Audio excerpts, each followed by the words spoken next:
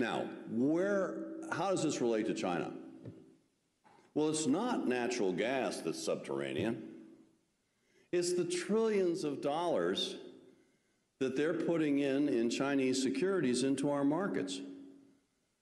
So that 3 years from now, they're moving that money in and creating their own dependency to such a degree that 150, 180 million Americans are going to wake up 36 months from now, and they're going to look at their investment portfolio and their retirement accounts and their pension funds, and you know what they're going to find? 15%, 17%, 22% of their total portfolios are Chinese securities. What happens then? I'll tell you what happens. It's called checkmate, because that becomes a China lobby of vested interests that's going to oppose any kind of sanctions or penalties against China because of fear of damage to the value of their portfolios.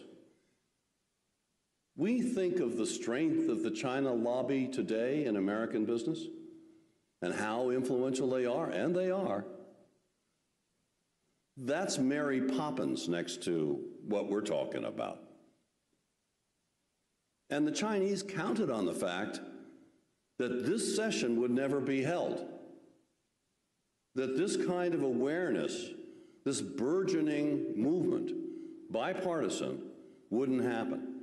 They can't afford it to happen, and they assumed that Wall Street and other fund managers would protect them on infinitum, unwittingly perhaps, but nevertheless, they could execute this plan.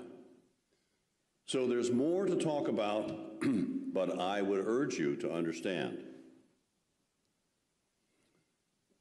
this battle of the thrift savings plan needs to start for everyone in this room and everyone listening today.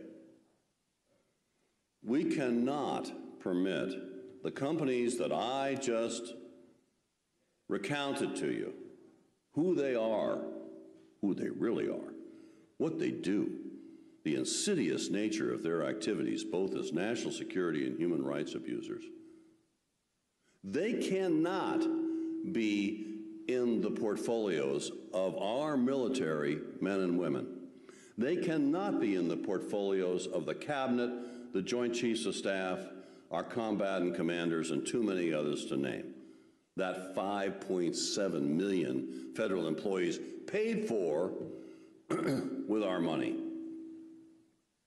We have to have that decision reversed now. And I'll just say that the executive branch, right up to the president, is going to have to engage, because otherwise, that 40 to 60 trillion is okay with this happening in the terms that I'm mentioning. No reversal, just let her go. Well, my closing comments to you are not on my watch and not on your watch. Thank you.